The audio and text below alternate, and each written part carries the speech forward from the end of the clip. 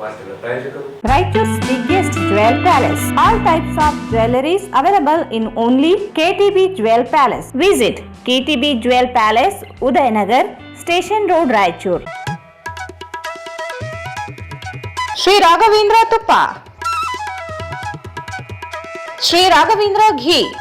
Samparkisi Paramount Electricals, dealers in all kinds of electricals, goods, fans and LED products. Near Mahavir Chowk, Loharwadi, MG Road, Raichur.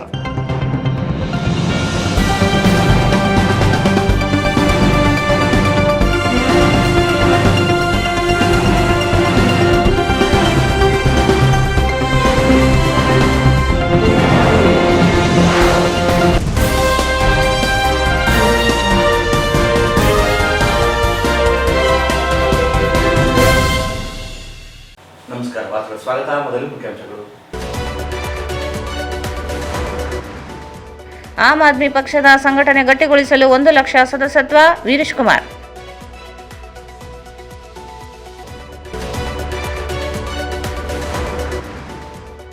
March 7 ಮತ್ತು 8ರಂದು ಆಯುರ್ವೇದ ಉಚಿತ ಚಿಕಿತ್ಸಾ ಶಿಬಿರ, ಶರಣಬಸವ.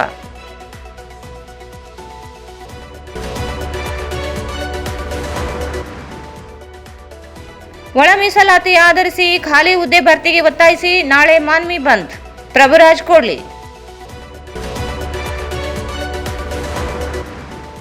ತಡಕಲ್ನಲ್ಲಿ ನಾಯಕ ಸಮಾಜದ ಯುವಕರ ಮೇಲೆ ಸುಳ್ಳು ದೂರು, ಡಿವೈಎಸ್ಪಿ ಪಿಐ ಅಮಾನತಿಗೆ ಮಹೇಂದ್ರ ನಾಯಕ್.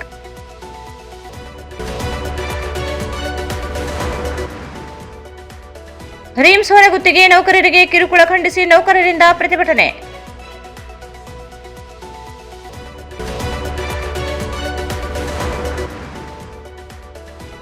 ಪರಿಷ್ಕೃತ ಕನಿಷ್ಠ ವೇತನ ಜಾರಿಗೆ ಒತ್ತಾಯಿಸಿ ಎಐಯುಟಿಯುಸಿ ಧರಣಿ.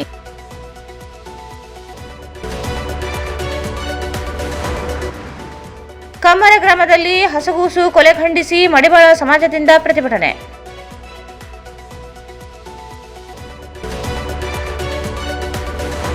ಮತ್ತು ಕರ್ನಾಟಕ ರಕ್ಷಣಾ ವೇದಿಕೆ ಜಿಲ್ಲಾ ಅಧ್ಯಕ್ಷರಾಗಿ ವಿನೋದ್ ರೆಡ್ಡಿ ನೇಮಕ.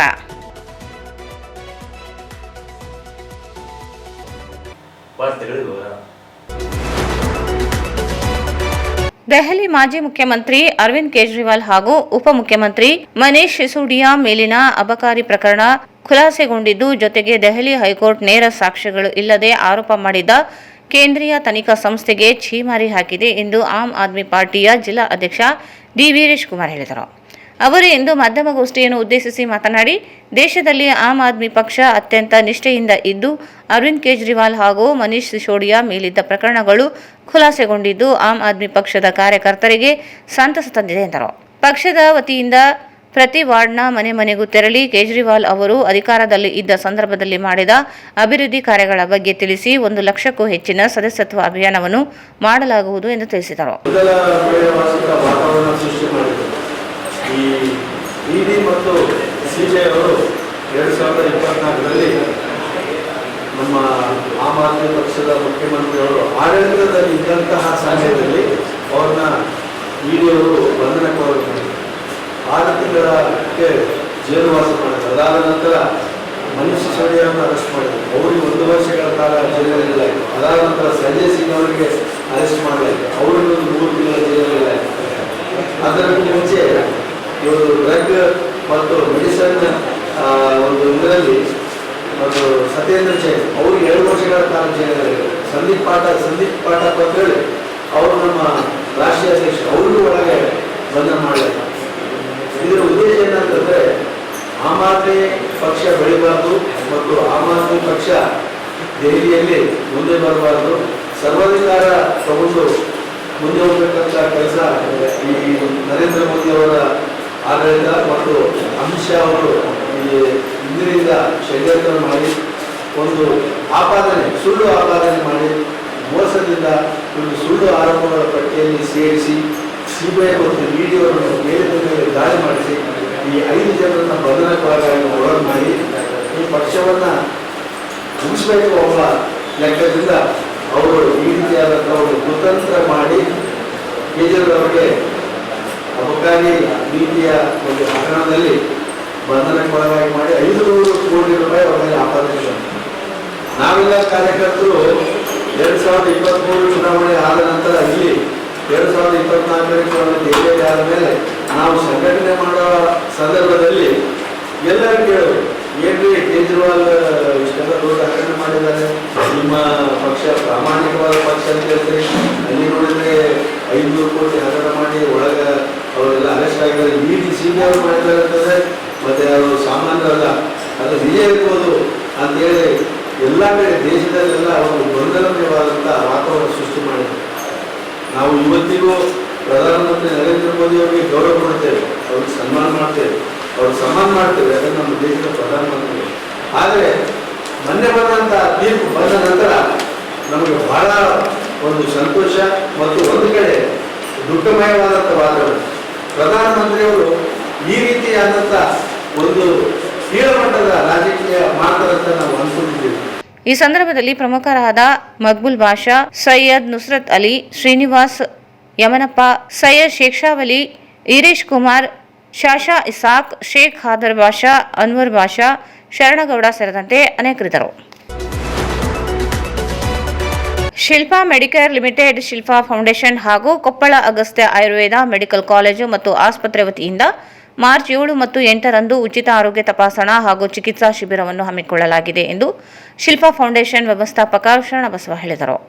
ಅವರು ಇಂದು ಮಾಧ್ಯಮಗೋಷ್ಠಿಯನ್ನು ಉದ್ದೇಶಿಸಿ ಮಾತನಾಡಿ, ನಗರದ ಸಂತೋಷಿ ಹೋಮ್ಟೇಲ್ ಹೋಟೆಲ್ನಲ್ಲಿ ಬೆಳಗ್ಗೆ 11ರಿಂದ ಸಂಜೆ 5 ಗಂಟೆಯವರೆಗೆ ಶಿಬಿರ ನಡೆಯಲಿದ್ದು, ಶಿಬಿರದಲ್ಲಿ ಅಗಸ್ತ್ಯ ಆಯುರ್ವೇದ ಮೆಡಿಕಲ್ ಕಾಲೇಜು ಮತ್ತು ಆಸ್ಪತ್ರೆಯ ಡಾಕ್ಟರ್ ಲೋಕೇಶ್ ಟೇಕಲ್ ಅವರು ತಪಾಸಣೆ ಮಾಡಲಿದ್ದಾರೆ ಎಂದು ತಿಳಿಸಿದರು. ಸಂಧಿವಾತ, ತಲೆನೋವು, ನುರುಳಿ, ಮೂತ್ರಕೋಶ, ಪಿತ್ತಕೋಶ ಸಂಬಂಧಿತ ಕಾಯಿಲೆಗಳಿಗೆ ಚಿಕಿತ್ಸೆಯನ್ನು ನೀಡಲಾಗುತ್ತದೆ. ಆದ್ದರಿಂದ ಶಿಬಿರದಲ್ಲಿ ಹೆಚ್ಚಿನ ಸಂಖ್ಯೆಯಲ್ಲಿ ಜನರು ಪಾಲ್ಗೊಂಡು ಸದುಪಯೋಗ ಪಡೆದುಕೊಳ್ಳುವಂತೆ ಮನವಿ ಮಾಡಿದರು. ಪರಿಸರ ವಿಷಯಕ್ಕೆ ಬಂದಾಗ ಕಳೆದ 8 ವರ್ಷಗಳಿಂದ ಗ್ರೀನ್ ವೇಸ್ಟ್ ಸಹಯೋಗದೊಂದಿಗೆ ಸರಿಸುಮಾರು 1 ಲಕ್ಷದ ಸಸಿಗಳನ್ನ ನಗರದಲ್ಲಿ ಸಸಿಗಳನ್ನು ಇಟ್ಟು ಮತ್ತು ಅದನ್ನು ಪೋಷಣೆ ಕೂಡ ಮಾಡುವಂತ ನಿಟ್ಟಿನಲ್ಲಿ ಇವತ್ತು ಕಾರ್ಯಪ್ರವೃತ್ತರಾಗ್ತಾ ಇದ್ದೇವೆ. ಅದೇ ರೀತಿಯಾಗಿ ಕಳೆದ ಸುಮಾರು 3-4 ವರ್ಷಗಳ ಹಿಂದೆ ಕೆರೆಗಳ ಊಟ ತೆಗೆಯುವುದು ಭಾರತೀಯ ಜೈನ ಸಂಘಟನೆಯೊಂದಿಗೆ ಸೇರಿಕೊಂಡು ಅವರ ಸಹಯೋಗದೊಂದಿಗೆ Shilpa medical limited, Shilpa foundation ವತಿಯಿಂದ ಯಾದಗಿರಿ ಮತ್ತು ರಾಯಚೂರು ಜಿಲ್ಲೆಯಲ್ಲಿ ಸುಮಾರು 42 ಹಳ್ಳಿಗಳಲ್ಲಿ ಕೆರೆಗಳನ್ನು ಊರು ತೆಗೆಯಲಾಗಿದ್ದು, ಇದರಿಂದ 25 ಲಕ್ಷ ಮೆಟ್ರಿಕ್ ಟನ್ ಊರು ತೆಗೆಯಲಾಗಿದ್ದು ಮತ್ತು 250 ಕೋಟಿ ಲೀಟರ್ ಹೆಚ್ಚುವರಿ ನೀರು ಸಂಗ್ರಹಕ್ಕೆ ಒಂದು ಅವಕಾಶಗಳನ್ನ ನಾವು ಕಲ್ಪಿಸಿಕೊಡಲಾಗಿದೆ. ಇನ್ನು ಮುಂದುವರೆದು ಆರೋಗ್ಯ ಕ್ಷೇತ್ರದಲ್ಲಿ ಹೇಳಬೇಕಾದ್ರೆ ನಮ್ಮ ರಿಮ್ಸ್ ಆಸ್ಪತ್ರೆಯಲ್ಲಿ ಮಕ್ಕಳ ತೀವ್ರ ನಿಗಾ ಘಟಕವನ್ನ ನಾವು ವ್ಯವಸ್ಥೆ ಮಾಡಿದ್ದೇವೆ. ಅದರ ಜೊತೆಗೆ ENT ವಿಭಾಗದಲ್ಲಿ ಡ್ಯುಯಲ್ ಚಾನೆಲ್ ಡಯಾಗ್ನೋಸ್ಟಿಕ್ ಬೇಗ ಅಂತ ಕೊಟ್ಟಿದ್ದೇವೆ. ಇದು ಮಕ್ಕಳ ಒಂದು ಆಲಿಸುವಿಕೆ, ಅಂದ್ರೆ ಮಕ್ಕಳನ್ನ ಎಷ್ಟು ಮಕ್ಕಳು ಕೆಲವೊಂದು ತೀವ್ರವಾಗಿರ್ತವೆ ಅಂತ ಮಕ್ಕಳಿಗೆ ಆಲಿಸುವ ಒಂದು ಸಾಮರ್ಥ್ಯ ಯಾವ ಮಟ್ಟದಲ್ಲಿದೆ ಅಂತ ಪರೀಕ್ಷೆ ಮಾಡುವ ಒಂದು ಅತ್ಯುತ್ತಮ ಯಂತ್ರವನ್ನು ಆಗಿದೆ. ಇದೊಂದು ನಾವು ಮಾಡಿದ್ದೇವೆ. ಮುಂದುವರೆದು ಒಂದು 500 ಮೇಲ್ಪಟ್ಟು ಟಿಬಿ ಬಾಧಿತವರನ್ನ ನಾವು ಅಡ್ಯಾಪ್ಟ್ ಮಾಡಿಕೊಂಡು ಟಿಬಿ ಮುಕ್ತ ಭಾರತದಲ್ಲಿ ಅವರಿಗೆ ಪೌಷ್ಟಿಕ ಆಹಾರವನ್ನ ರಾಯಚೂರು ಮತ್ತು ದೇವದುರ್ಗ ತಾಲೂಕಿನ ಟಿಬಿ ಪೇಷಂಟ್ಗಳಿಗೆ ಅದನ್ನ ಒದಗಿಸ್ತೇವೆ. ಅದನ್ನ ಹೊರತುಪಡಿಸಿ ದೇವದುರ್ಗದಲ್ಲಿ ಕೂಡ ಮಕ್ಕಳ ತೀವ್ರ ನಿಗಾ ಘಟಕವನ್ನು ಸರ್ಕಾರಿ ಆಸ್ಪತ್ರೆಯಲ್ಲಿ ನಾವು ಇದನ್ನ ಪ್ರೋತ್ಸಾಹಿಸಿ ಸ್ಥಾಪಿಸಲಾಗಿದೆ. ಮುಂದುವರೆದು ಈಗಾಗಲೇ ನಾನು ಈ ಪತ್ರಿಕಾಗೋಷ್ಠಿಯ ಮುಖ್ಯ ಉದ್ದೇಶ, ನಾವು ದಿನಾಂಕ 7 ಮತ್ತು 8ರಂದು ಸಂತೋಷಿ ಹೋಟೆಲ್ ವಿಶಾಲ ಮಾಡಿ ಹಿಂದುಗಡೆ ಆರೋಗ್ಯ ಶಿಬಿರವನ್ನ ನಾವು ಹಮ್ಮಿಕೊಂಡಿದ್ದೇವೆ. ಅಗಸ್ತ್ಯ ಆಯುರ್ವೇದಿಕ್ ಮೆಡಿಕಲ್ ಕಾಲೇಜು ಕೊಪ್ಪಳ ಇವರು ಅದರಲ್ಲಿ ವೈಸ್ ಚೇರ್ಮನ್ ಆಗಿರುವಂತಹ ಡಾಕ್ಟರ್ ಲೋಕೇಶ್ ಟೇಕಲ್ ಅವರು.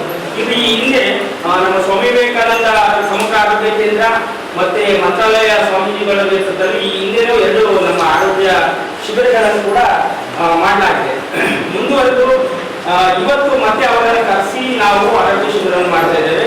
ಈ ಆರೋಗ್ಯ ಶಿಬಿರದಲ್ಲಿ ನಾವು 7 ಮತ್ತು 8ನೇ ತಾರೀಕಲ್ಲಿ ಮಾಡ್ತಾ ಇರತಕ್ಕಂಥ ಆರೋಗ್ಯ ಶಿಬಿರದಲ್ಲಿ ಸಂಧಿವಾತ, ತಲೆನೋವು, ನಡುಲಿ, ಮೂತ್ರಕೋಶ, ಪಿತ್ತಕೋಶ ಈ ಎಲ್ಲ ರೋಗಗಳಿಗೆ ಹೆಚ್ಚು ವೆಚ್ಚವಾಗದೇ ಇರತಕ್ಕಂಥ ರೋಗಿಗಳಿಗೆ ಪರಿಣಾಮಕಾರಿಯಾದಂತಹ ವೈದ್ಯಕೀಯ ಚಿಕಿತ್ಸೆಯನ್ನು ನೀಡುವಂತಹ ಒಂದು ಪ್ರಖ್ಯಾತಿಯನ್ನು ಹೊಂದಿರತಕ್ಕಂಥ ಡಾಕ್ಟರ್ ಲೋಕೇಶ್ ಟೇಕಲ್ ಅವರು ಬರ್ತಾ ಇದ್ದಾರೆ ಮತ್ತು ಅವ್ರ ತಂಡದವರು ಈ ಚಿಕಿತ್ಸಾ ಶಿಬಿರವನ್ನು ಹಾಕೊಳ್ತಾ ಇದ್ದೇವೆ.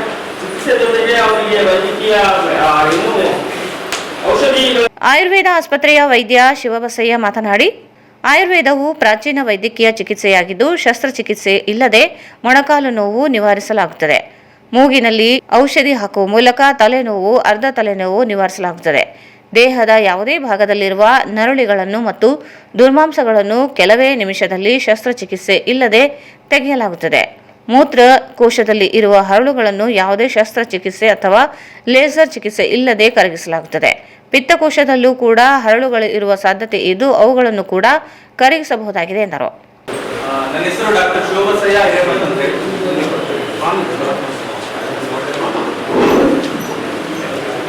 ಎಲ್ಲರೂ ನಮಸ್ತೆ ಸರ್.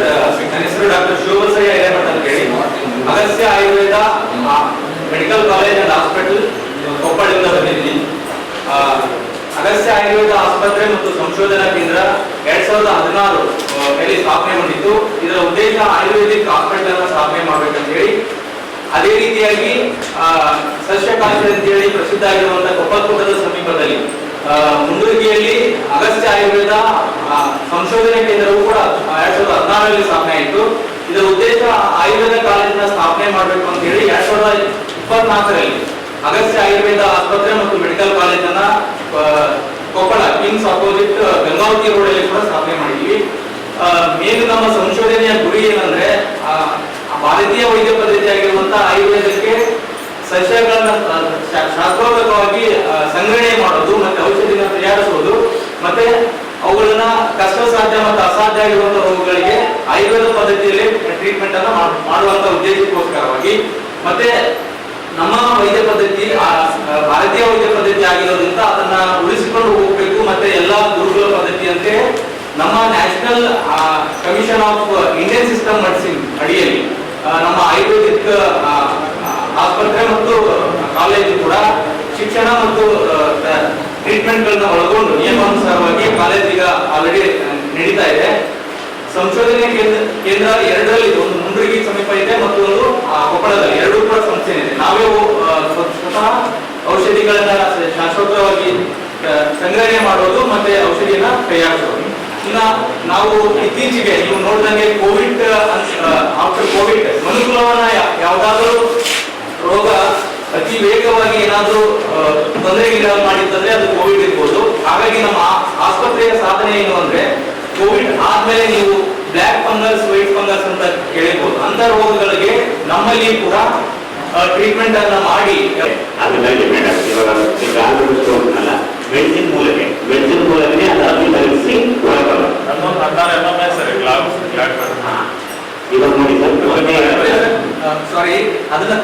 ಈ ಸಂದರ್ಭದಲ್ಲಿ ಪ್ರಮುಖರಾದ ಡಾಕ್ಟರ್ ಬಸನಗೌಡ, ಡಾಕ್ಟರ್ ಕಿರಣ್ ಖೇಣತ್ ಸೇರಿದಂತೆ ಅನೇಕರಿದ್ದರು. ಒಳ ಮೀಸಲಾತಿ ಆಧರಿಸಿ ಖಾಲಿ ಇರುವ ಹುದ್ದೆಯನ್ನು ಭರ್ತಿ ಮಾಡುವಂತೆ ಒತ್ತಾಯಿಸಿ ನಾಳೆ ಮಾರ್ಚ್ 6ರಂದು ಮಾನ್ವಿ ಪಟ್ಟಣ ಬಂದ್ಗೆ ಕರೆ ನೀಡಲಾಗಿದೆ ಎಂದು ಒಳ ಮೀಸಲಾತಿ ಐಕ್ಯ ಹೋರಾಟ ಸಮಿತಿ ಮುಖಂಡರಾದ ಪ್ರಭುರಾಜ್ ಕೋಡ್ಲಿ ಹಾಗೂ ಪಿ ಜಯಪ್ರಕಾಶ್ ತಿಳಿಸಿದರು.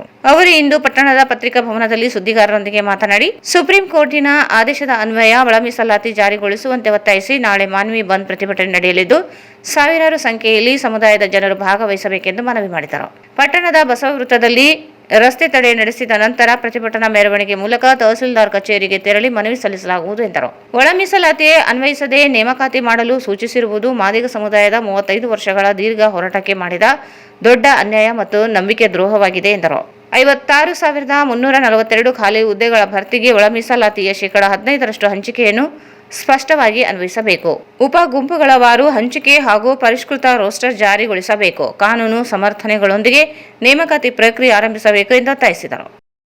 ಬೇಕಂತೇಳಿ 35 ವರ್ಷಗಳ ಕಾಲ ಹೋರಾಟ ಮಾಡಿದ ತದನಂತರ ಸುಪ್ರೀಂ ಕೋರ್ಟಿನ ಆದೇಶವಾಗಿ ಸರ್ಕಾರ ಮತ್ತು ರಾಜ್ಯಪಾಲರ ಅಂಕಿತ ಕೂಡ ಆಗಿದೆ. ಆದರೆ ಕೆಲವೊಂದು ಕುತಂತ್ರದ ಬುದ್ಧಿಗಳಿಂದಾಗಿ ಇಲ್ಲಿ ಮತ್ತೆ ಪುನಃ ಮಾದಿಗರಿಗೆ ಅನ್ಯಾಯವಾಗುವ ದೃಷ್ಟಿಯಲ್ಲಿ ಈ ಒಂದು ಸಚಿವ ಸಂಪುಟದಲ್ಲಿ ಕೆಲವೊಂದು ನಿರ್ಣಯವನ್ನು ಕಳೆದ ಸಚಿವ ಸಂಪುಟದಲ್ಲಿ ತೆಗೆದುಕೊಂಡಿದ್ದಾರೆ. ಇದರಿಂದಾಗಿ ಮಾದಿಗ ಜನಾಂಗಕ್ಕೆ ಅದು ಮರಣ ಶಾಸನವಾಗುತ್ತೆ. ಅವರಿಗೆ ಒಪ್ಪಿಗೆ ಕೊಟ್ಟಂತಹ ಒಂದು ಸಂದರ್ಭ ಏನಿತ್ತು ಅಂದ್ರೆ 17% ಅಂತೇಳಿ ಜಾಸ್ತಿ ಮಾಡಿತ್ತು. ಅಲ್ಲಿ ST ಅವರಿಗೆ 4 ಜಾಸ್ತಿ ಮಾಡಿ 7% ಜಾಸ್ತಿ ಮಾಡಿತ್ತು. ಟೋಟಲ್ 22 ಆಯ್ತು. ಆದ್ರೆ ಸಂವಿಧಾನದ ವಿಧಿಯಲ್ಲಿ ಏನಿದೆ ಅಂದ್ರೆ ಒಂದು ಮೀಸಲಾತಿ 50% ಮೀರಬಾರದು ಅಂತ ಇದೆ. ಸೊ ನಾವು ಒಪ್ಕೊಳ್ತೇವೆ. ಆದ್ರೆ ನಮ್ಮದೊಂದೇ 56 ಆದದ್ದು ಅಲ್ಲ, ಅದು ಎಲ್ಲ ಸೇರಿಸಿ 56 ಆಗಿದೆ. ಇದರಲ್ಲಿಯೇ ಇದ್ದದ್ದನ್ನು ನೀವು ಹೊಡೆಯೋದು ತಪ್ಪು ಅಂತಕ್ಕಂಥ ಭಾವನೆ ಒಂದು. ಸರ್ಕಾರ ಈಗೇನ್ ಮಾಡ್ತಾ ಇದೆ, 17 ಮಾಡೋದಿಲ್ಲ, ಮೊದಲೇನು 15 ಇತ್ತು ಅಂತ ಹೇಳ್ತಾ ಇದ್ದಾರಲ್ಲ, ಅದರ ಪ್ರಕಾರವೇ ಮಾಡ್ತೀವಿ ಅಂತ ಹೇಳ್ತಾ ಇದ್ದಾರೆ.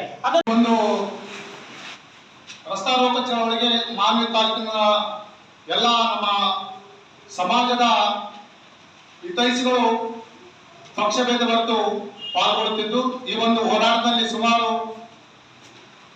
2,000ರಿಂದ 3,000 ಜನ ಭಾಗವಹಿಸುವ ಸಾಧ್ಯತೆ ಇದ್ದು, ಈ ಒಂದು ಹೋರಾಟವನ್ನು ನಾಳೆ ಬೆಳಿಗ್ಗೆ 10 ಗಂಟೆಯಿಂದ 2 ಗಂಟೆಯವರೆಗೆ ನಾವು ರಸ್ತಾರೋಕ ಒಂದು ಚಳವಳಿಯನ್ನು ಮಾಡ್ತಾ ಹಮ್ಮಿಕೊಂಡಿದ್ದೇವೆ. ಈ ಒಂದು ಹೋರಾಟಕ್ಕೆ ಸ್ಥಳೀಯ ಪತ್ರಕರ್ತರು ಮತ್ತು ಪೊಲೀಸ್ ಇಲಾಖೆ ಮತ್ತು ಸಾರ್ವಜನಿಕರು ಸಹಕರಿಸಬೇಕೆಂದು ಈ ಒಂದು ಪತ್ರಿಕೆಯ ಮುಖಾಂತರ ನಿಮ್ಮನ್ನು ಒಳ ಮೀಸಲಾತಿ ಜಾರಿಯಲ್ಲಿ ಆಗಿದ್ರು ಕೂಡ ಅದನ್ನ ಅನ್ವಯ ಆಗಲಾರ್ದೇ ಹಿಂದೆ ಇರ್ತಕ್ಕಂಥ 2022ರ ಒಂದು ಏನು ಡಿಪಿಆರ್ ಪ್ರಕಾರ ಇವತ್ತೇನು ಹುದ್ದೆಗಳನ್ನ ತುಂಬಿರತಕ್ಕಂಥ ಒಂದು ಮಾತನ್ನ, ಒಂದು ತೀರ್ಮಾನವನ್ನ ಕ್ಯಾಬಿನೆಟ್ ನಲ್ಲಿ ತೆಗೆದುಕೊಂಡಿರ್ತಕ್ಕಂಥದ್ದನ್ನ ನಾವು ಅತ್ಯಂತ ತೀವ್ರವಾಗಿ ನಮ್ಮ ಈ ಒಂದು ಐಕ್ಯ ಹೋರಾಟ ಸಮಿತಿ ಖಂಡಿಸ್ತದೆ. ಅದರ ಭಾಗವಾಗಿ ಇಡೀ ರಾಜ್ಯದಾದ್ಯಂತ ಕೂಡ ಮಾದಿಗರು ದಂಗೆಯಲ್ಲಿದ್ದಾರೆ. ಸರ್ಕಾರದ ವಿರುದ್ಧ ಅನೇಕ ಉಗ್ರವಾಗಿರ್ತಕ್ಕಂಥ ಹೋರಾಟಗಳನ್ನ ಮಾಡಲಿಕ್ಕೆ ಇವತ್ತು ಬೀದಿಗಳು, ರಸ್ತೆ ತಡೆ ಚಳವಳಿಗಳು, ಬೇರೆ ಬೇರೆ ರೀತಿಯ ಚಳವಳಿಗಳನ್ನ ಇವತ್ತು ನಮ್ಮ ಸಮುದಾಯದವರು ಯುವಕರು ಮಾಡ್ತಾ ಇದ್ದಾರೆ. ಅದರ ಭಾಗವಾಗಿ ನಾವು ಕೂಡ ಮಾನ್ವಿ ತಾಲೂಕಿನಲ್ಲಿ ನಾಳೆ 6/3/2026 ಒಳ ಮೀಸಲಾತಿ ಐಕ್ಯ ಹೋರಾಟ ಸಮಿತಿ ವತಿಯಿಂದ ಮಾನ್ವಿ ತಾಲೂಕಿನ ಪಟ್ಟಣದ ಬಸವವೃತ್ತದಲ್ಲಿ ರಸ್ತೆ ತಡೆಯನ್ನ ಮಾಡಿ, ಈ ಒಳ ಮೀಸಲಾತಿಯಲ್ಲಿ ಅನ್ವಯದಂತೆ ನಮಗೆ 56,000 ಹುದ್ದೆಗಳನ್ನು ತುಂಬಬೇಕು, ಒಳ ಮೀಸಲಾತಿಯನ್ನ ಕಡ್ಡಾಯವಾಗಿ ಜಾರಿಗೊಳಿಸಿ ಆ ಹುದ್ದೆಗಳನ್ನು ತುಂಬಬೇಕಂತಕ್ಕಂಥದ್ದು ನಮ್ಮ ಒತ್ತಾಯ.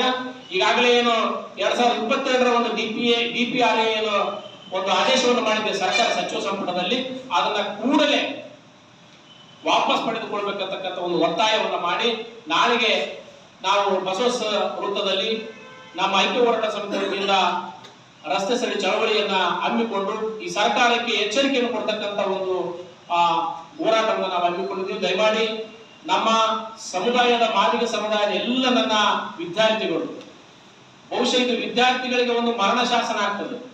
ಒಂದು ವೇಳೆ ನಾವೇನಾದ್ರೂ ಸುಮ್ಮನೆ ಕುಂತಿದ್ದಾದ್ರೆ ಇಡೀ ಸಮುದಾಯದ ವಿದ್ಯಾರ್ಥಿಗಳಿಗೆ ಮರಣ ಶಾಸನ ಆಗ್ತದೆ. ಹಾಗಾಗಿ ಏನು ಸುಪ್ರೀಂ ಕೋರ್ಟ್ ಆದೇಶ ಇದೆ, ಏನು ಸರ್ಕಾರ ತಮ್ಮ ಸಚಿವ ಸಂಪುಟದಲ್ಲಿ ತೀರ್ಮಾನವನ್ನು ತೆಗೆದುಕೊಂಡಿದೆ, ಅದರ ಪ್ರಕಾರವೇ ಒಳ ಮೀಸಲಾತಿ ಕಡ್ಡಾಯವಾಗಿ ಜಾರಿಗೊಳಿಸಿನೇ ಈ 56,000 ಹುದ್ದೆಗಳನ್ನ ತುಂಬಬೇಕಂತಕ್ಕಂಥ ಒತ್ತಾಯವನ್ನ ಈ ಒಂದು ಪತ್ರಿಕಾಗೋಷ್ಠಿ ಮುಖಾಂತರ ಮಾಡ್ತೀವಿ. ಜೊತೆಗೆ ಎಲ್ಲ ನನ್ನ ಮಾದಿಗ ಸಮುದಾಯದ ವಿದ್ಯಾರ್ಥಿಗಳು, ಏನು ಸಂವಿಧಾನವನ್ನ ಗೌರವಿಸ್ತಕ್ಕಂಥ ಎಲ್ಲರೂ ಕೂಡ ಪ್ರಜ್ಞಾವಂತರು ಕೂಡ ನಮ್ಮ ಹೋರಾಟಕ್ಕೆ ಕೈ ಜೋಡಿಸಬೇಕು. ಪತ್ರಕರ್ತರು ಕೂಡ ನಮ್ಮ ಹೋರಾಟಕ್ಕೆ ಸಹಕಾರವನ್ನು ನೀಡಬೇಕು. ನಮ್ಮ ಅನೇಕ ಸಮುದಾಯದ ಮುಖಂಡರು ಪಕ್ಷಭೇದವನ್ನು ಮರೆತು ಎಲ್ಲ ಒಂದಾಗಿದ್ದಾರೆ.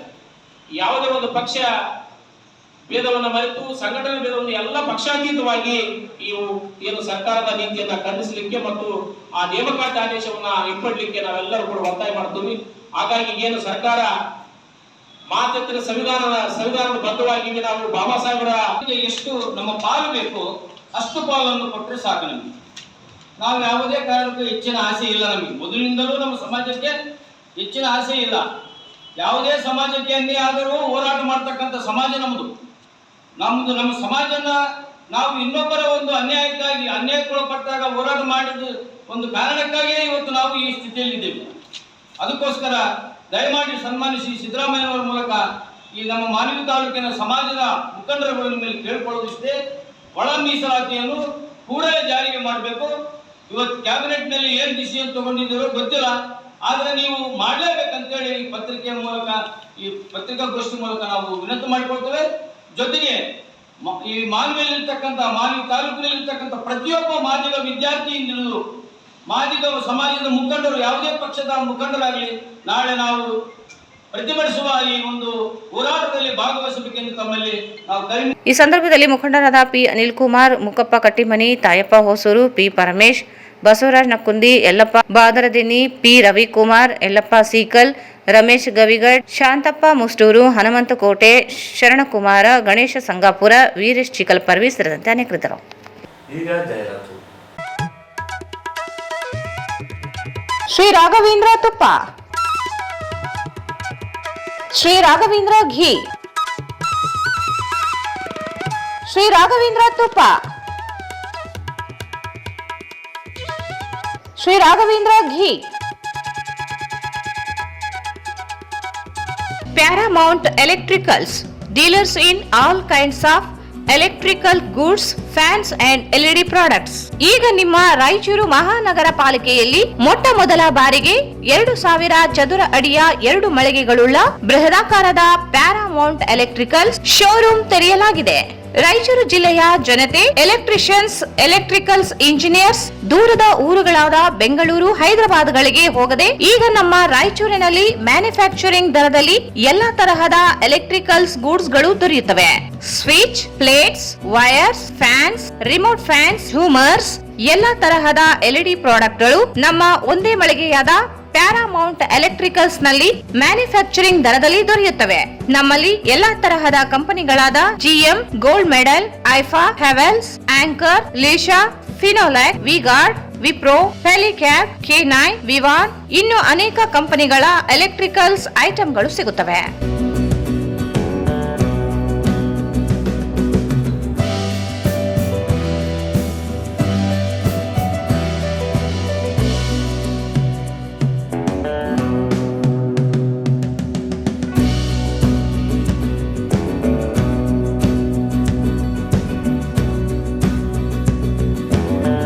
ಸಂಪರ್ಕಿಸಿ Paramount electricals, dealers in all kinds of electricals goods, fans and LED products, near Mahavir Chowk, Loharwadi, MG road, Raichur. Mobile 8861382770. Raichur's biggest jewel palace. All types of jewelries available in only KTB Jewel Palace. 916 Allmark Gold Jewelries available. ವಿಶೇಷವಾಗಿ ಬಂಗಾರದ ಆಭರಣಗಳಾದ ನಮ್ಮಲ್ಲಿ fancy earrings, fancy necklace, ಮಾಂಗಲ್ಯ ಮತ್ತು ಬಳೆಗಳು ಇನ್ನು ಅನೇಕ ತರಹದ ಆಭರಣಗಳು ದೊರೆಯುತ್ತವೆ. ಬೆಳ್ಳಿಯ ಆಭರಣಗಳಾದ ಕಾಲುಂಗುರ, ಕಾಲುಗೆಜೆ, ಬೆಳ್ಳಿಯ ಪೂಜಾ ಐಟಮ್ಸ್, ವಿವಿಧ ರೀತಿಯ ಆರ್ಟಿಕಲ್ಸ್ ದೊರೆಯುತ್ತವೆ. ರಾಯಚೂರಿನಲ್ಲಿ ಮೊಟ್ಟ ಮೊದಲ ಬಾರಿಗೆ ಯುವಕರಿಗಾಗಿಯೇ ಬ್ರಾಸ್ಲೆಟ್ಸ್, ಚೈನ್ಸ್, ಉಂಗುರಗಳು ಇನ್ನು ಅನೇಕ ರೀತಿಯ ಡಿಸೈನ್ಸ್ ಆಭರಣಗಳು ದೊರೆಯುತ್ತವೆ.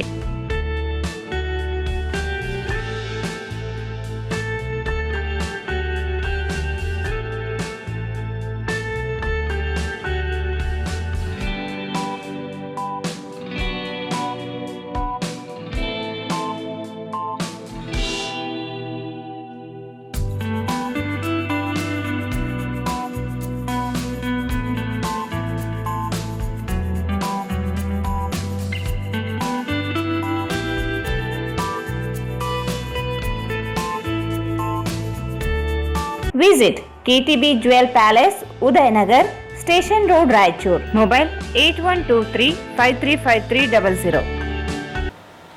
ಮತ್ತೊಮ್ಮೆ ವಾರ್ತೆಗಳಿಗೆ ಸ್ವಾಗತ.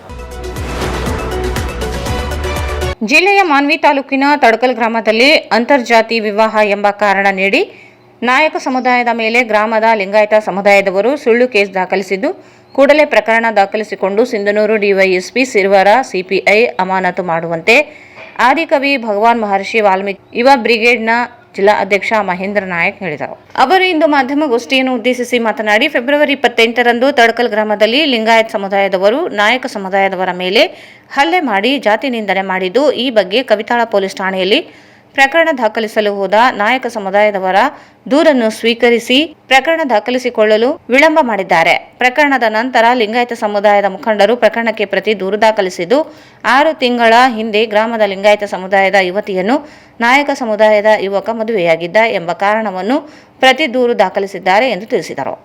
ನಾಯಕ ಸಮುದಾಯದ ಮೇಲೆ ದೌರ್ಜನ್ಯ ಹಲ್ಲೆ ನಡೆಸಿ ಸುಳ್ಳು ಕೇಸ್ ದಾಖಲಿಸಲಾಗಿದ್ದು, ಜೊತೆಗೆ ಠಾಣೆಗೆ ಹೋರಾಟ ಮಾಡಲು ಬಂದ ಸಂಘದ ಹೋರಾಟಗಾರರನ್ನು ಕೂಡ ಪ್ರಕರಣದಲ್ಲಿ ಸೇರಿಸಿದ್ದು, ಕೂಡಲೇ ಪ್ರಕರಣ ದಾಖಲಿಸಿಕೊಂಡ ಪೊಲೀಸ್ ಅಧಿಕಾರಿಗಳು ಸಿಂಧನೂರು ಡಿವೈಎಸ್ಪಿ ಹಾಗೂ ಸಿರ್ವಾರ ಸಿಪಿಐ ಅವರ ಮೇಲೆ ಕೂಡಲೇ ಸೂಕ್ತ ಕ್ರಮ ಕೈಗೊಂಡು ಅಮಾನತು ಮಾಡಬೇಕು, ಇಲ್ಲವಾದಲ್ಲಿ ಮುಂದಿನ ದಿನಗಳಲ್ಲಿ ಉಗ್ರ ಹೋರಾಟ ನಡೆಸುವುದಾಗಿ ಎಚ್ಚರಿಕೆ ನೀಡಿದರು.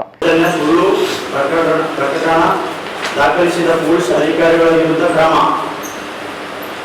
ಹಾಗೂ ಸಿಂಧನೂರು ಡಿಎಸ್ಪಿ ಮತ್ತು ಸಿರ್ವಾರ PSI ಅಮಾನತಿ ಆಗ್ರಹ.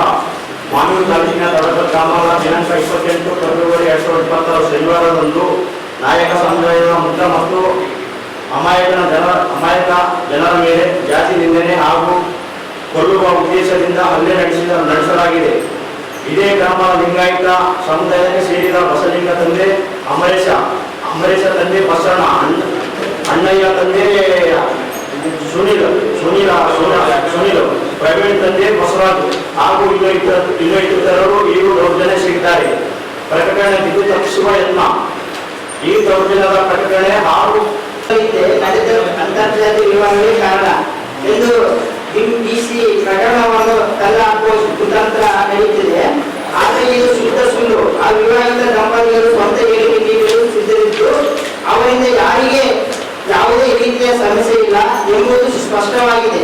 ಇದು ಕೇವಲ ನೈಜ ದೌರ್ಜನ್ಯವನ್ನು ಮುಚ್ಚಹಾಕುವ ಹಾಗೂ ಆರೋಪಿಗಳನ್ನು ರಕ್ಷಿಸುವ ಹುನ್ನಾರವಷ್ಟೇ. ಘಟನೆಯಲ್ಲಿ ಗಾಯಗೊಂಡ ಬಾಧಿತರು ಆಸ್ಪತ್ರೆಯಲ್ಲಿ ಚಿಕಿತ್ಸೆ ಪಡೆದಿದ್ದಾಗ ಸಂತ್ರಸ್ತರ ಅಮ್ಮಂತನ ಹಾಗೂ ಇನ್ನೂ ಇತರ ಬಾಧಿತರ ಪರವಾಗಿ ನ್ಯಾಯ ಕೇಳಲು ಹಾಗೂ ಪ್ರಕರಣ ದಾಖಲಿಸಲು ನಾಯಕ ಸಮಾಜದ ಹಿರಿಯ ಮುಖಂಡರಾದ ಶ್ರೀ ಲಿಂಗಯ್ಯ ನಾಯಕ್ ಸೈದಾಪುರ್, ಮಹಂತೇಶ್ ನಾಯಕ್ ತಡಕಲ್ ಮತ್ತು ಮಲ್ಲಯ್ಯ ತಡಕಲ್ ಅವರು ಕವಿತಲ್ ಪೊಲೀಸ್ ಠಾಣೆಗೆ ತೆರಳಿದರು.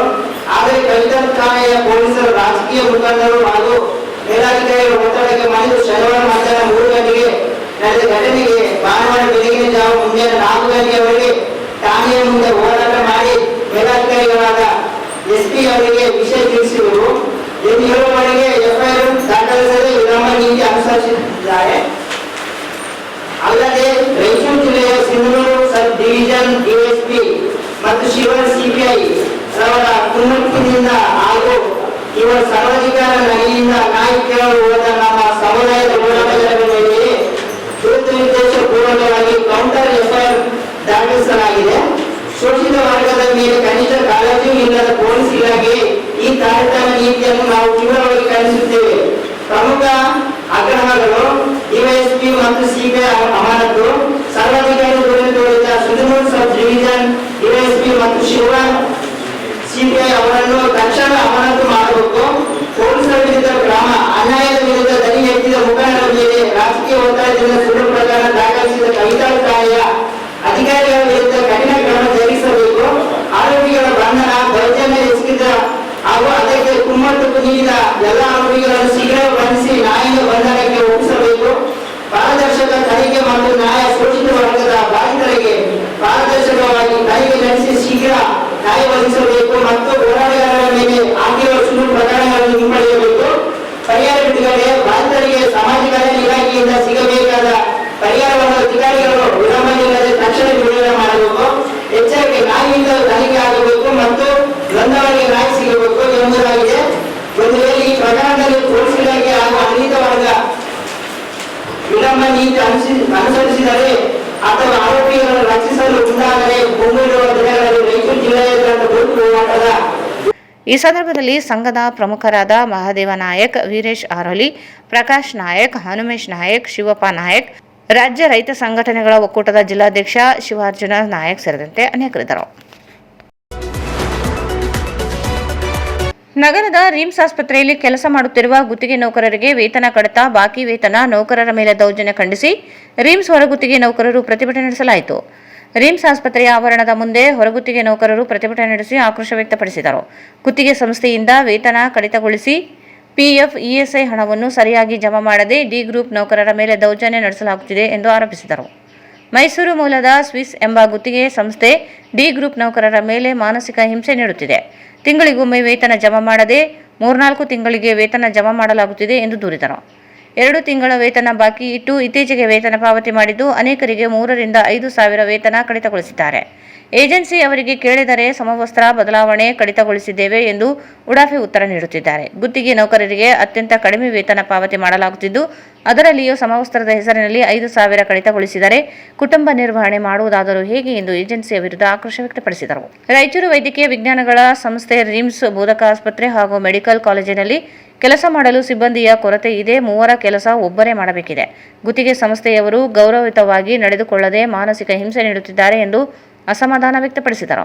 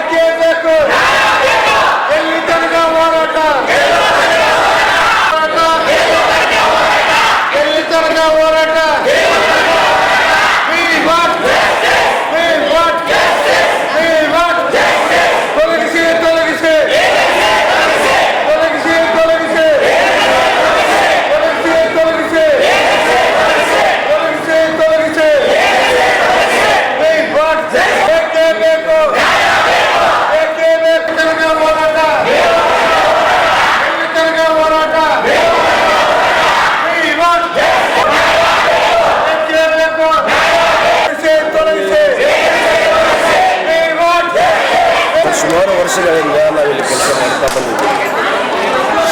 ಈ ನಾನು ಕೇಳಲಿಕ್ಕೆ ಎಲ್ಲ ಏಜೆನ್ಸಿಗಳು ಎಲ್ಲ ನಮಗೆ ಕಂಫರ್ಟಬಲ್ ಸ್ಯಾಟಿಸ್ಫ್ಯಾಕ್ಷನ್ ಆಗಿ ನಮಗೆ ಸಂಬಳ ಹಾಕೋದು ಮತ್ತು PF ಹಾಕೋದು ನಮ್ಮ ಕೊರತೆಗಳನ್ನು ಎಲ್ಲರೂ ನಮಗೆ ವೇತನವಾಗಿ ನಮಗೆಲ್ಲರೂ ಸಹಕಾರ ಮಾಡಿದ್ದಾರೆ. ಏಜೆನ್ಸಿ ಬಂದಾಗಲಿಂದ ಕೆಲಸಗಳು ಜಾಸ್ತಿ ಆಗ್ತಾ ಇದೆ. ಮತ್ತೊಂದು ಏನಪ್ಪ ಅಂದರೆ ಸಂಬಳ ಬಗ್ಗೆ ಎಲ್ಲರಿಗೆ ಪ್ರಾಬ್ಲಮ್ ಆಗ್ತದೆ. ಮತ್ತು ಇನ್ನೊಂದು ಏನಪ್ಪ ಅಂದರೆ PF ಕಟ್ ಮಾಡೋದು, ಸಂಬಳ ಕಡಿಮೆ ಹಾಕೋದು, ಬಯೋಮೆಟ್ರಿಕ್ ಉಳಿಸಿದ್ದಾರೆ. ಆ ಬಯೋಮೆಟ್ರಿಕಲ್ಲಿ ಕೆಲವರು ಬಯೋಮೆಟ್ರಿಕ್ ಬರ್ತದೆ, ಕೆಲವರು ಆ ಬಯೋಮೆಟ್ರಿಕ್ ಬಂದಿಲ್ಲಪ್ಪ ಅಂದರೆ ಅವ್ರು ನಮ್ಮಲ್ಲಿ ನಾವು ಡ್ಯೂಟಿ ಮಾಡಿಸ್ಕೊಂಡಿರ್ತೀವಿ. ಅವರು ಆ ಟೈಮಲ್ಲಿ ಸಂಬಳ ಬಂದಿಲ್ಲಪ್ಪ ಅಂದರೆ ನೀವು ಕೆಲಸ ಮಾಡಿಸ್ಕೊಂಡಿರ್ತೀವಿ, ನಮ್ಮ ಸಂಬಳ ಎದಕ್ಕೆ ಬಂದಿಲ್ಲ ಅಂತ ಹೇಳಿ ನಮ್ಮನ್ನು ಅದೇ ವಿಷಯ ಕೇಳಿದಾಗ ನಾವು ಏಜೆನ್ಸಿಗಳು ಇರ್ತೀವಿ. ಸರಿ ಥರ ಅವರು ಸಂಬಳ ಡ್ಯೂಟಿಗೆ ಹಾಜರಾಗಿದ್ದರೆ ಮತ್ತು ಅವರು ಸಂಬಳ ಕಟ್ ಮಾಡ್ತಾ ಇದ್ದಾರೆ ಅಂದರೆ ನಮಗೆ ಭಾಳ ತ್ರಾಸ ಆಗ್ತದೆ. ಈ ಸೂಪರ್ವೈಸರ್ಗಳಲ್ಲಿ ನಾವು ಈ ಥರ ನಮಗೆ ಕೆಲಸ ಮಾಡಿಸಿ ಅವ್ರನ್ನ ಸಂಬಳ ಕಟ್ ಮಾಡಿಸಿದ್ರೆ ನಮಗೆ ಇಷ್ಟ ಆಗೋದಿಲ್ಲ ಸರ್ ಅಂತ ಹೇಳಿದ್ರೆ ನಾವು ಮೇಲಧಿಕಾರಿಗಳಿಗೆ ತಿಳಿಸ್ತೀವಿ, ತಿಳಿಸ್ಕೇಶನ್ ಇದು ಮಾಡ್ತೀವಿ ಅಂತ. ಅದಾದ ಮೇಲೆ ಸರ್ ಈಗ ಎಷ್ಟೋ ಏಜೆನ್ಸಿಗಳು ಬಂದು ಸರ್ ಇವೇ ಸಮಸ್ಯೆಗಳು ನಾನು ಇಷ್ಟು ಮುಂದೆ ಹೇಳಿದ್ದೀರಲ್ಲ ನಿಮಗೆ, ಇದೇ ಸಮಸ್ಯೆಗಳಿಂದ ನಾವು ಸ್ಟ್ರೈಕ್ ಮಾಡಿಲ್ಲ ಸರ್. ನಾವು ಸಂಬಳ ಎದಕ್ಕೆ ಕಟ್ ಮಾಡಿದ್ದಾರೆ ಅಂತೇಳಿ ನಾವು ಕೇಳಕ್ಕೆ ಕುಂತೀವಿ. ನಾವಿಲ್ಲಿ ಕೆಲಸ ಮಾಡೋಕ್ಕೆ ಬಂದೀವಿ ಹೊರತು ನಾವಿಲ್ಲಿ ಸ್ಟ್ರೈಕ್ ಮಾಡಬೇಕು, ಹಾಸ್ಪಿಟ್ಲಿಗೆ ತೊಂದರೆ ಮಾಡಬೇಕು, ಮತ್ತೊಂದು ಮಾಡಬೇಕೆಲ್ಲ ನಮ್ಮಲ್ಲಿ ಇಲ್ಲ. ಒಬ್ಬೊಬ್ಬರಿಗೆ 9,000, 10,000, 12,000, 13,000 ಕಟ್ಟಾಗಿದ್ದ ಸಲುವಾಗಿ ಇದನ್ನು ನಾವು ಕೇಳಕ್ಕೆ ನಾವು ಕುಂತೇವೆ ಹೊರತು ನಾವು ಸ್ಟ್ರೈಕ್ ಮಾಡೋಕ್ಕೆ ಕುಂತಿಲ್ಲ. ನಮಗೇನಪ್ಪ ಅಂದರೆ ಏನು ಕಟ್ ಮಾಡಿದಿರಲ್ಲ ಅವರ ನಮ್ಗೆ ವೇತನನಾಗೆ ಈಗಲೇ 1 ತಾಸಾಗಲಿ 2 ತಾಸಾಗಲಿ ನಮಗೆ ವೇತನ ನಮಗೆ ಅಕೌಂಟಿಗೆ ಬಿದ್ದ ಮೇಲೆ ನಾವು ಕೆಲಸ ಸ್ಟಾರ್ಟ್ ಮಾಡ್ತೀವಿ. ಸ್ಟ್ರೈಕ್ ಅಂತ ನಾವು ಯಾರು ಕುಂತಿಲ್ಲ ಸರ್ ಇಲ್ಲಿ. ಪ್ರತಿಭಟನೆಯಲ್ಲಿ ಹೊರಗುತ್ತಿಗೆ ನೌಕರರಾದ ಆನಂದ್, ಪ್ರಶಾಂತ್, ರಮೇಶ್, ಸಂದೀಪ್, ನರೇಶ್, ಮಲ್ಲಿಕಾರ್ಜುನ, ವಿನೋದ್, ಅನುರಾಧ, ಸುನೀತ್, ಪುಷ್ಪ, ಈರಮ್ಮ, ಶ್ರೀನಿವಾಸ್, ಅಮರಮ್ಮ, ವಿಶ್ವನಾಥ್, ನವೀನ್ ಕುಮಾರ್ ಭಾಗವಹಿಸಿದರು.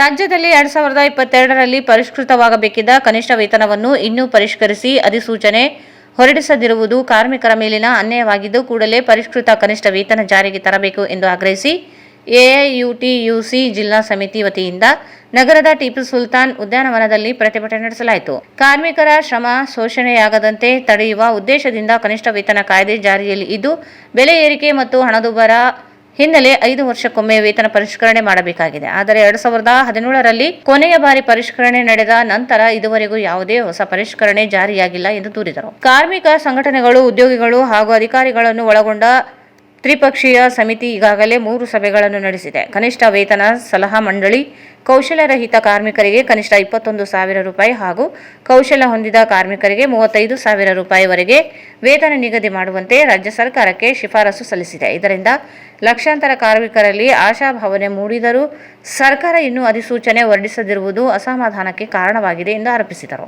ಕಾರ್ಮಿಕರು ಸರ್ಕಾರಿ ಇಲಾಖೆಗಳಲ್ಲಿ ಕೆಲಸ ಮಾಡುತ್ತಿದ್ದರೂ ಕನಿಷ್ಠ ವೇತನ, PF, ರಜೆ ಸೇರಿದಂತೆ ಕಾನೂನುಬದ್ಧ ಸೌಲಭ್ಯಗಳನ್ನು ಪಡೆಯಲು ಹರಸಾಹಸ ಪಡುತ್ತಿದ್ದಾರೆ.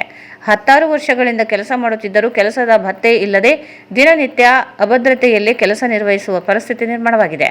ಅಪಾಯಕಾರಿ ವೃತ್ತಗಳಲ್ಲಿ ಇದ್ದರೂ ಕಾರ್ಮಿಕರನ್ನು ಕಾಯಂಗೊಳಿಸುವ ಬಗ್ಗೆ ಸರ್ಕಾರ ಹಾಗೂ ಆಡಳಿತ ವರ್ಗಗಳು ಕ್ರಮ ಕೈಗೊಂಡಿಲ್ಲ. ಸರ್ಕಾರ ಕೂಡಲೇ ಪರಿಷ್ಕೃತ ಕನಿಷ್ಠ ವೇತನವನ್ನು ಜಾರಿಗೆ ತರಬೇಕು. ಜೊತೆಗೆ ಸರ್ಕಾರಿ ಇಲಾಖೆಗಳಲ್ಲಿ ಇರುವ ಹೊರಗುತ್ತಿಗೆ ಕಾರ್ಮಿಕರ ಸಹಕಾರ ಸಂಘವನ್ನು ಶೀಘ್ರದಲ್ಲೇ ರಚಿಸಿ ಗುತ್ತಿಗೆ ಕಾರ್ಮಿಕರಿಗೆ ಸೇವಾ ಭದ್ರತೆ ಒದಗಿಸಬೇಕೆಂದು ಒತ್ತಾಯಿಸಿದರು. ರಾಜ್ಯಾದ್ಯಂತ ನಡೆಯುತ್ತಿರುವ ಹೋರಾಟ ಚುನಾಯವಾಗಲಿ ಜಾರಿಗೊಳಿಸಿ ಕಾರ್ಮಿಕರ ಕನಿಷ್ಠ ವೇತನ ಜಾರಿಗೊಳಿಸಿ ಕನಿಷ್ಠ ವೇತನ ಜಾರಿ ಮಾಡಿ AIUTUC ಜಿಂದಾಬಾದ್.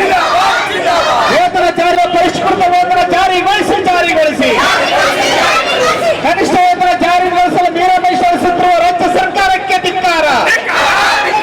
AIUTUC ಏನೇ ಬರಲಿ ಎಲ್ಲಿವರೆಗೆ ಜಿಂದಾಬಾದ್. AIUTUC ಜಿಂದಾಬಾದ್. ಕೂಡಲೇ ವೇತನ ಪರಿಷ್ಕರಣೆ ಜಾರಿಗೊಳಿಸಿ ಕೂಡಲೇ ವೇತನ ಪರಿಷ್ಕರಣೆ ಜಾರಿಗೊಳಿಸಿ. ಈ ಸಂದರ್ಭದಲ್ಲಿ ಜಿಲ್ಲಾಧ್ಯಕ್ಷ ತಿರುಮಲರಾವ್, ಜಿಲ್ಲಾ ಕಾರ್ಯದರ್ಶಿ ಮಹೇಶ್ ಸಿ, ಜಿಲ್ಲಾ ಉಪಾಧ್ಯಕ್ಷ ಅಣ್ಣಪ್ಪ ಶಿರ್ಷಾಡ್, NS ವೀರೇಶ್, YG ವೆಂಕಯ್ಯ, ಯಲ್ಲಪ್ಪ, ಗಾಯತ್ರಿ, ಅಂಬಿಕಾ ಸೇರಿದಂತೆ ಅನೇಕರಿದ್ದರು. ತೆಲಂಗಾಣದ ನಾಗರ ಕರ್ನೂಲು ಜಿಲ್ಲೆಯ ಕುಮಾರ ಗ್ರಾಮದಲ್ಲಿ ಮಡಿವಾಳ ಸಮಾಜದ 2 ತಿಂಗಳ ಹೆಣ್ಣು ಕೂಸನ್ನು ಕಾಲಿನಿಂದ ಒದ್ದು ಹತ್ಯೆ ಮಾಡಿದ ಕುಮಾರ ಗ್ರಾಮದ ಸರ್ಪಂಚ ಶ್ರೀನಿವಾಸ ರೆಡ್ಡಿಯನ್ನು ಬಂಧಿಸಿ ಕಠಿಣ ಕಾನೂನು ಕ್ರಮ ಕೈಗೊಳ್ಳುವಂತೆ ಒತ್ತಾಯಿಸಿ ಕರ್ನಾಟಕ ರಾಜ್ಯ ಮಡಿವಾಳ ಯುವ ಘಟಕದಿಂದ ಡಿಸಿ ಕಚೇರಿ ಮುಂದೆ ಪ್ರತಿಭಟನೆ ನಡೆಸಲಾಯಿತು. ತೆಲಂಗಾಣ ರಾಜ್ಯದ ನಾಗರ ಕರ್ನೂಲು ಜಿಲ್ಲೆಯ ಕುಮಾರ ಗ್ರಾಮದಲ್ಲಿ ನಡೆಯುತ್ತಿದ್ದ ಮಲ್ಲಯ್ಯ ಸ್ವಾಮಿ ಜಾತ್ರೆಗೆ ಅಪಾರ ಸಂಖ್ಯೆಯಲ್ಲಿ ಭಕ್ತಾದಿಗಳು ದರ್ಶನಕ್ಕೆ ಬಂದಿದ್ದು, ಈ ದೇವಸ್ಥಾನದ ದರ್ಶನಕ್ಕೆ ಕುಮಾರ ಗ್ರಾಮದ ಸರ್ಪಂಚರಾದ ಶ್ರೀನಿವಾಸ ರೆಡ್ಡಿ ಇವರು 100 ರೂಪಾಯಿ ದರ್ಶನದ ಟಿಕೆಟ್ ಶುಲ್ಕ ನಿಗದಿಪಡಿಸಿದರು. ಇದನ್ನು ಪ್ರಶ್ನಿಸಿದ ಮಡಿವಾಳ ಸಮಾಜದ ನಾಗರಿಕರೊಬ್ಬರು ಸರ್ಪಂಚರ ಮುಂದೆ ಸಾಮಾನ್ಯ ಬಡಭಕ್ತರಿಗೆ ಸದರಿ ಶುಲ್ಕ ಭರಿಸುವುದು ಕಷ್ಟದಾಯಕವಾಗುತ್ತದೆ, ಟಿಕೆಟ್ ದರ ಕಡಿಮೆ ಮಾಡಿರಿ ಎಂದು ಹೇಳಿದ್ದಕ್ಕೆ ಕೆಂಡಾಮಂಡಲನಾದ ಸರ್ಪಂಚ ಶ್ರೀನಿವಾಸ ರೆಡ್ಡಿ ಇವರು ಪ್ರಶ್ನೆ ಮಾಡಿದ ವ್ಯಕ್ತಿಯನ್ನು ಕರೆಯಿಸಿ ಮನಸೋ ಇಚ್ಛೆ ದಂಡಿಸಿದ್ದಾರೆ. ಈ ವೇಳೆ ಆತನ ಹೆಂಡತಿಗೆ ಸದರಿ ಶ್ರೀನಿವಾಸ ರೆಡ್ಡಿ ಇವರನ್ನು ತನ್ನ ಗಂಡನನ್ನು ಬಿಟ್ಟು ಬಿಡಿ ಎಂದು ಪರಿಪರಿಯಾಗಿ ಬೇಡಿಕೊಂಡರೂ ಬಿಡದೇ ಇದ್ದುದರಿಂದ ತನ್ನ 2 ತಿಂಗಳ ಹೆಣ್ಣು ಕೂಸನ್ನು ಶ್ರೀನಿವಾಸ ರೆಡ್ಡಿ ಪಾದಗಳ ಮುಂದೆ ಇಟ್ಟು ಈ ಕೂಸಿನ ಮುಖ ನೋಡಿ ಆದರೂ ಬಿಟ್ಟು ಬಿಡಿ ಎಂದು ಕೇಳಿಕೊಂಡಾಗ ಇನ್ನಷ್ಟು ಕೋಪಗೊಂಡು ಕೀಳು ಜಾತಿಯ ಕೂಸನ್ನು ಪಾದಕ್ಕೆ ಮುಟ್ಟಿಸಿದ್ದಕ್ಕೆ ರೇಗಾಡಿ ಕೂಸನ್ನು ಕಾಲಿನಿಂದ ಫುಟ್ಬಾಲಿನಂತೆ ಜೋರಾಗಿ ಒದ್ದಿದ್ದರಿಂದ ಆ ಕೂಸು ಮೃತಪಟ್ಟಿದೆ. ತಾಯಿಯು ಅಳುತ್ತಾ ಕೂಸನ್ನು ಎತ್ತಿ ಎದೆ ಹಾಲು ಉಣಿಸಲು ಹೋದಾಗ ಹಸುಗೂಸು ಸ್ಪಂದಿಸದೆ ಮೃತಪಟ್ಟಿದ್ದನ್ನು ಕಂಡು ತಾಯಿಯ ಆಕ್ರಂದನ ಮುಗಿಲು ಮುಟ್ಟಿದೆ. ಇದರ ವಿಡಿಯೋ ಸಾಮಾಜಿಕ ಜಾಲತಾಣದಲ್ಲಿ ವೈರಲ್ ಆಗಿದ್ದು, ಸದರಿ ಶ್ರೀನಿವಾಸ ರೆಡ್ಡಿ ಈತನು ಹತ್ಯೆ ಮಾಡಿ ಅಲ್ಲಿಂದ ಪರಾರಿಯಾಗಿ ತಲೆಮರೆಸಿಕೊಂಡಿದ್ದಾನೆ. ಇಲ್ಲಿಯವರೆಗೆ ನಾಪತ್ತೆಯಾಗಿದ್ದು, ಕೂಡಲೇ ಈತನನ್ನು ಬಂಧಿಸಿ ನ್ಯಾಯಾಂಗ ವಶಕ್ಕೆ ನೀಡಿ ಜೀವಾವಧಿ ಶಿಕ್ಷೆಯನ್ನು ನೀಡಬೇಕೆಂದು ಆಗ್ರಹಿಸಿದ ಮನವಿಯನ್ನು ಜಿಲ್ಲಾಧಿಕಾರಿಗಳ ಮೂಲಕ ತೆಲಂಗಾಣದ ಮುಖ್ಯಮಂತ್ರಿಗಳಿಗೆ ಸಲ್ಲಿಸಲಾಯಿತು. ಸಂದರ್ಭದಲ್ಲಿ ಕುಮಾರ ಗ್ರಾಮದ ಸರ್ಪಂಚ ಶ್ರೀನಿವಾಸ ರೆಡ್ಡಿಯನ್ನು ಬಂಧಿಸಿ ನ್ಯಾಯಾಲಯದ ವಶಕ್ಕೆ ನೀಡಲು ಮನವಿ.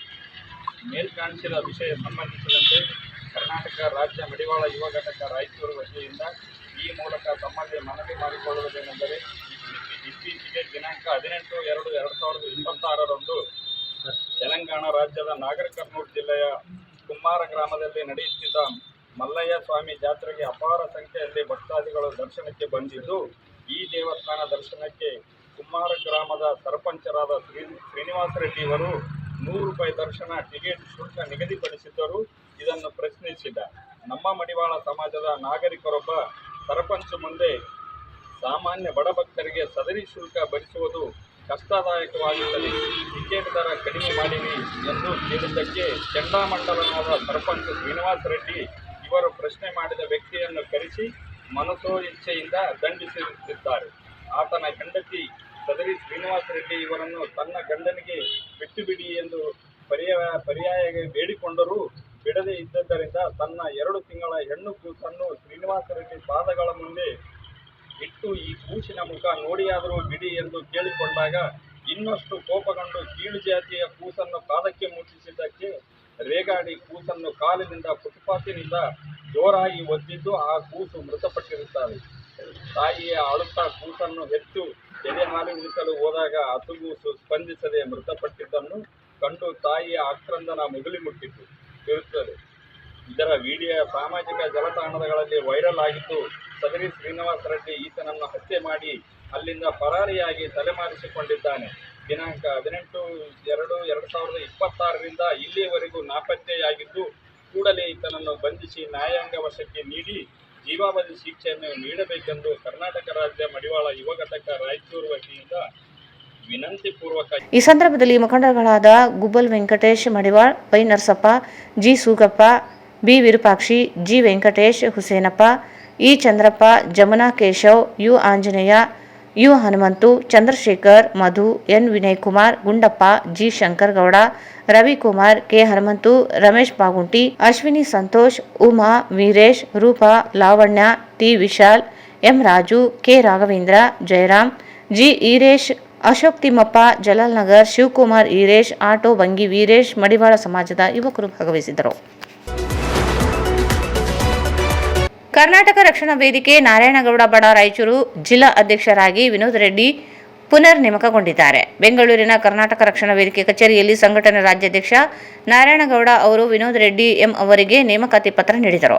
ಪ್ರಸ್ತುತ ರಾಜ್ಯ ಉಪಾಧ್ಯಕ್ಷರಾಗಿರುವ ವಿನೋದ್ ರೆಡ್ಡಿ ಅವರು 16 ವರ್ಷಗಳಿಂದ ಸಂಘಟನೆಗಾಗಿ ದುಡಿದಿದ್ದಾರೆ. ಇವರ ಸಂಘಟನಾ ಶಕ್ತಿಯನ್ನು ಗುರುತಿಸಿ ಮತ್ತೊಮ್ಮೆ ರಾಯಚೂರು ಜಿಲ್ಲಾ ಅಧ್ಯಕ್ಷರನ್ನಾಗಿ ನೇಮಕ ಮಾಡಿದ್ದಾರೆ.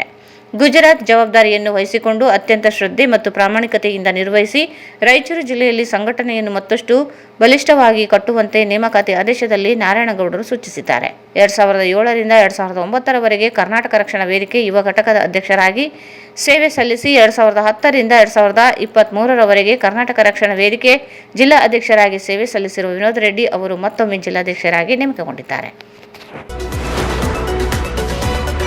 ಕೊನೆಯಲ್ಲಿ ಮತ್ತೊಂದು ಮುಖ್ಯಾಂಶಗಳು. ಆಮ್ ಆದ್ಮಿ ಪಕ್ಷದ ಸಂಘಟನೆ ಗಟ್ಟಿಗೊಳಿಸಲು 1 ಲಕ್ಷ ಸದಸ್ಯತ್ವ ವೀರೇಶ್ ಕುಮಾರ್.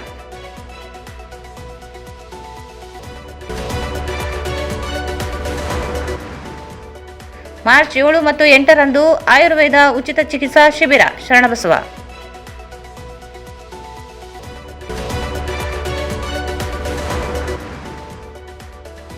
ಒಳ ಮೀಸಲಾತಿ ಆಧರಿಸಿ ಖಾಲಿ ಹುದ್ದೆ ಭರ್ತಿಗೆ ಒತ್ತಾಯಿಸಿ ನಾಳೆ ಮಾನ್ವಿ ಬಂದ್. ಪ್ರಭುರಾಜ್ ಕೋಡ್ಲಿ.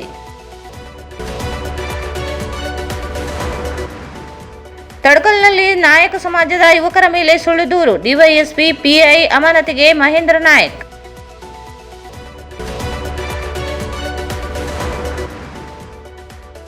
ರಿಮ್ಸ್ ಹೊರಗುತ್ತಿಗೆ ನೌಕರರಿಗೆ ಕಿರುಕುಳ ಖಂಡಿಸಿ ನೌಕರರಿಂದ ಪ್ರತಿಭಟನೆ.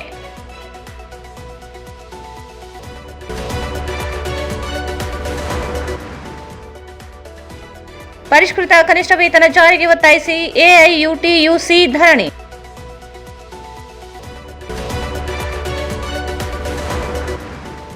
ಕಮ್ಮರ ಗ್ರಾಮದಲ್ಲಿ ಹಸಗೂಸು ಕೊಲೆ ಖಂಡಿಸಿ ಮಡಿವಾಳ ಸಮಾಜದಿಂದ ಪ್ರತಿಭಟನೆ.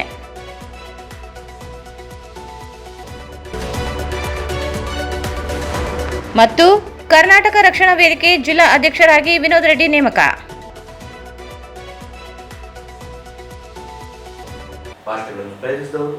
Raichur's biggest jewel palace. All types of jewelries available in only KTB Jewel Palace. Visit KTB Jewel Palace, Udayanagar, Station Road, Raichur.